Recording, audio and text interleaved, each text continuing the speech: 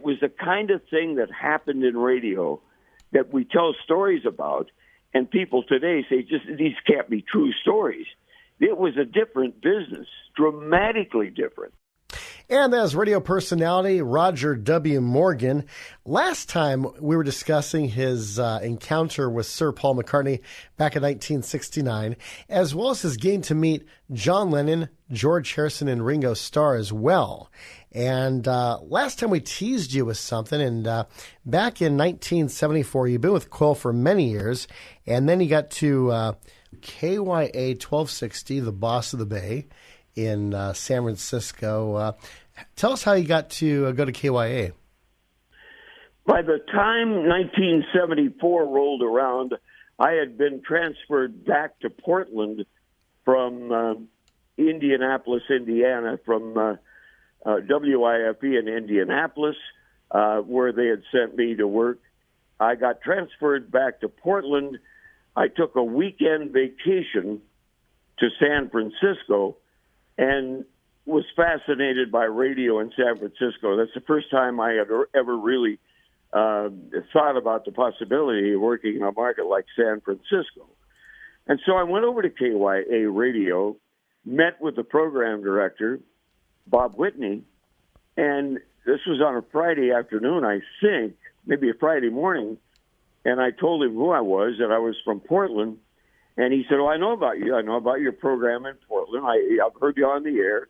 And he said, "Are you here for an interview? Would you like to work for us?" So I said, "No, I came just to talk to you, but would I ever love to work for you?" And he said, "Well, the reason I ask is I've got a weekend gig, and I wouldn't mind auditioning you on the air. This is a Friday." And I said, "I'm available." He said, "Okay, we'll put you on the air on Friday, and then we'll meet on Monday and we'll talk." So I went on the air on Friday. I worked on Saturday, rather. Worked on Saturday and Sunday night.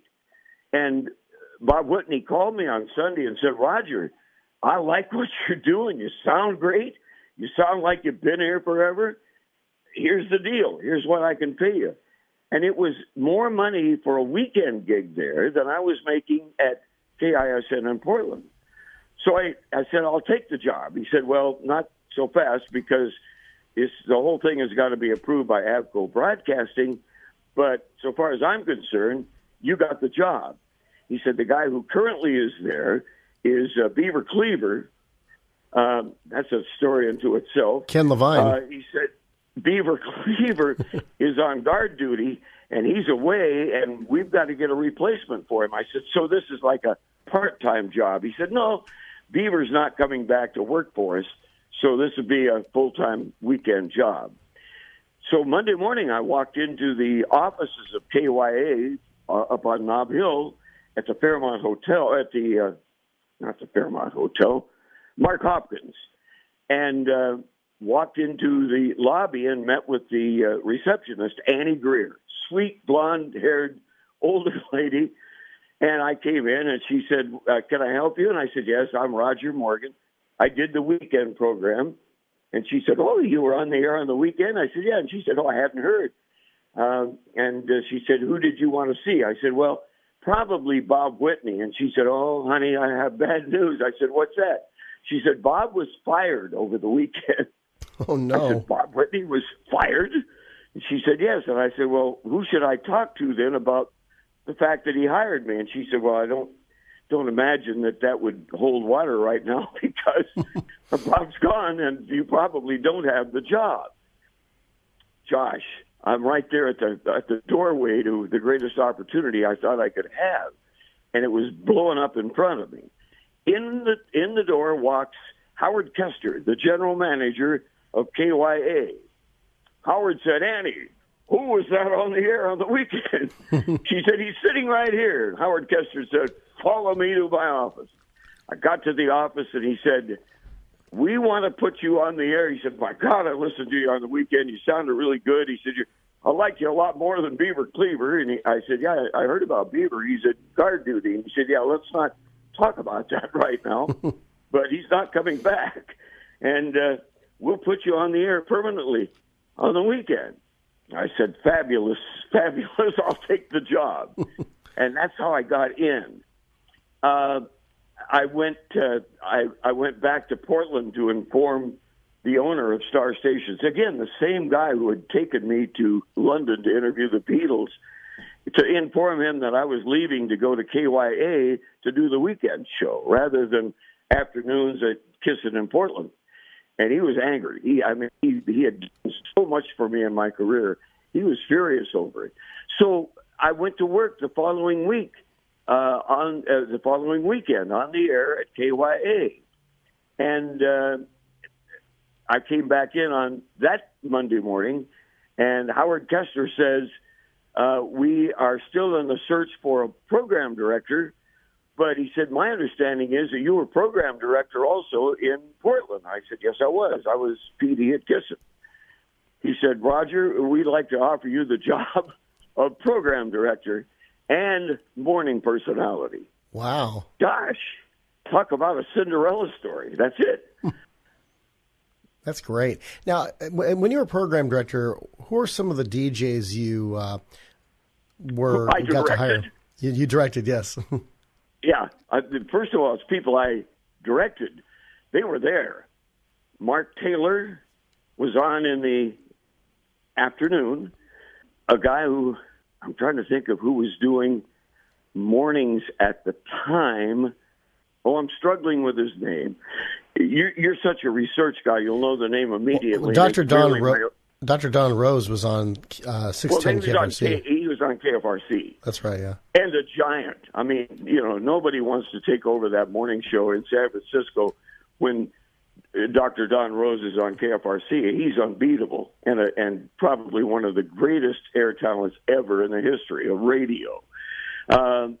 I can't think of the guy's name who was on the air. He eventually went down to L.A. and worked at K-Earth Radio in L.A. I had him. I had Brian Byrne, Mr. Rock and Roll. Brian Roberts. Brian Roberts, that's right. Yeah. Brian Roberts was. Thank you. He was on the air. I got Mark Taylor, Brian Roberts. Oh gosh. Michael Spears. Michael Spears. No, Michael. Well, wait a minute. Michael Spears was the program director at KFRC, and and if you look down the list of KYA radio personalities, you'll see Michael Spears' name. That's another story, and it's a good one. I was in such a competitive situation as program director against Michael Spears, the PD at KFRC. He was respected in that market by the record people. And to get my first volley of arsenal over to KFRC, I hired a jock and named him Michael Spears and put him on the air. That was not his name. I hired another guy and put him on the air and called him Michael Spears just to try to take some of the wind out of the sails of KFRC. And so that's where that name came from. Steve Jordan is the guy I named Michael Spears. And Steve was a very good jock and he did not like that idea at all. He did not like the idea of me naming him Michael Spears on the air. But that story got picked up by Rolling Stone magazine as saying, as a clever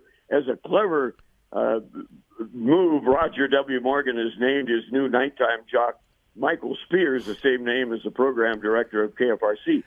And I promoted the arrival of Steve Jordan, who I had named Michael Spears, with a lot of promos that said, beginning next week, here, Michael Spears, our new nighttime jock.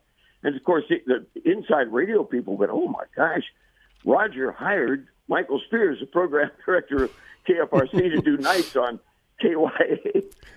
It accomplished what I wanted to accomplish, but it was a cheap trick. Well, I remember back in the late 60s, the book Dream House by Bill Earl about history of KRLA radio. In late 1968, Johnny Darren was hired from 136 KGB Boss Radio in San Diego. He eventually wanted to be on KHJ, but he knew due to politics, the furthest he'd go would be KFRC, and he wanted to be in the LA market, and so KRLA hired him to do production, and then he did some voiceovers as well for various spots.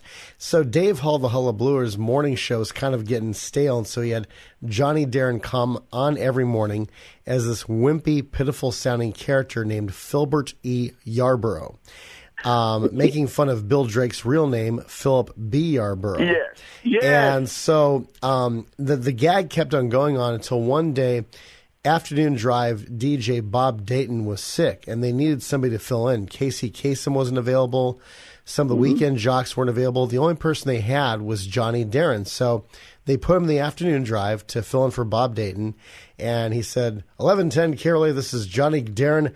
Finally glad to be over those Filbert Yarborough blues. And then after that, the Filbert Yarborough character was dropped, and Darren actually got a weekend shift and eventually a weekday shift once 1969 hit. So it kind of reminds me of that little that little trick Josh, right there. It was the kind of thing that went on at that time in rock radio. And as much as I hate to say it, I miss it so much. It was never comfortable, but it was great fun and competitive beyond anything you could imagine. I mean, we had people like we had people blowing up the competitors' transmitter with dynamite. I mean, these are stories that circulated. There was a story that Buzz Bennett had placed a stick of dynamite in the engineering room at the competing radio station in San Diego. I mean, Josh, it was the kind of thing that happened in radio that we tell stories about, and people today say, just these can't be true stories. It was a different business, dramatically different. Or going through each other's dumpsters to see what ideas were thrown to the trash in order to get some ideas. I think they did that when Ron Jacobs and Bill Drake were competing against one another in Fresno before they teamed up together to do KHJ Boss Radio. They would oftentimes go to each other's dumpsters, to try to figure out something and, send spies to each other's stations to try to figure out what was going on so they can, quote, be the first one to do that great new idea. Another jock I noticed on KYA was Dean Goss, who became an announcer. I hired Dean. Actually, wait a minute. Dean was there. You're right. Dean Goss, who eventually went on to, he eventually worked on KFRC, but he went on to be the announcer on Let's Make a Deal. Mm-hmm. And Dean is a longtime friend. He and I have been very good friends since that time, 1974. We still talk regularly. I still communicate with Jimmy Jett, who was the nighttime jock when I first came into KYA in San Francisco. He did lose his job and was replaced, but he and I are still friends. It's amazing how many of that crew I'm still able to talk to and communicate with, and we still stay in touch. That was more than half a century ago. It was interesting. A friend of mine wrote a book. It was a update of Monty Hall's autobiography called MC Monty Hall. The new edition is called Monty Hall TV's Big Dealer, and he interviewed Dean Goss. And after the 1985-86 season, which Dean Goss filled in for Monty a couple of times as MC. Yep. Monty wanted to turn the show over to Dean because Monty was going to host a new version of Split Second. However, once Monty accepted the job at Split Second, the syndicators didn't want Dean because he wasn't, quote, familiar enough, even though Monty had a great plan and executed it to have Dean fill in for him. So that way, and plus Dean was seen on screen anyway as Monty's announcer. That would have been a great thing to happen. Unfortunately, the syndicators didn't want that. Dean got cheated out of something that could have turned into a brand new, long time opportunity for him. Dean was probably one of the most creative, still is, one of the most creative people I've ever worked with in radio. Highly creative guy. He could do the voices of so many different people. And he did Wolfman Jack. It sounded exactly like Wolfman Jack. Dean was and remains one of the most talented people in radio I've ever known. And we're still good friends. I interned with Oldies 93 CBS FM probably about a year after he was let go from there. But I talked with the head of promotions who knew Dean, and he said Dean was just the nicest guy, always had a smile on his face, always greeted everybody. And he says, I miss him here at the station. I wished he was still here. Yeah, Dean was everybody's friend, and he is that kind of guy. He and I worked out a magic trick together where we could phone each other and pull off an amazing magic trick where it looked like I was communicating with a wizard, and he would name a magical card that was selected by somebody I was with. It's a routine. It's an old magical routine, but it worked out well. And Dean and I pulled this trick on people many times over the years, and he would be in San Francisco, he'd be in San Diego where he was living, and I would be in some other town like Omaha or Indianapolis or out in the Virgin Islands, and we would do this trick. Dean and I have communicated and have remained closest of friends for all those years, and that's remarkable. He's that kind of guy. He's the kind of guy that once you become his friend, you want to be his friend forever.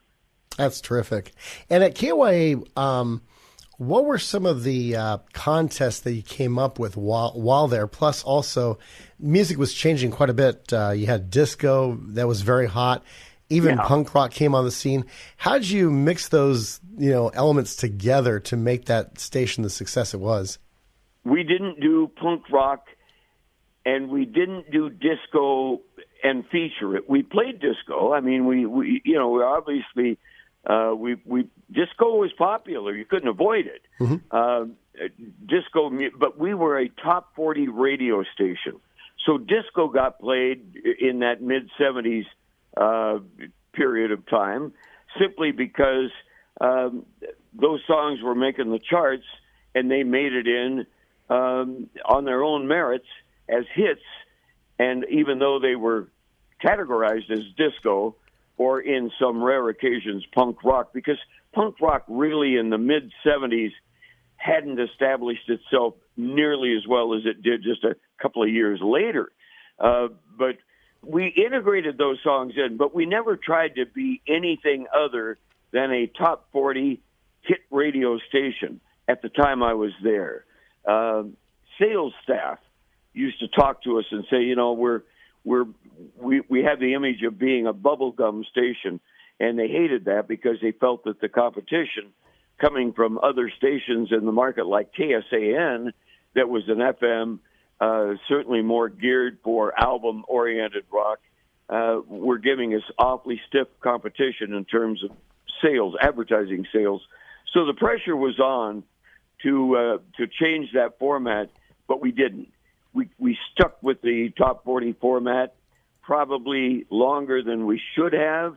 When I look at it retrospectively, we could have started making adjustments. I didn't.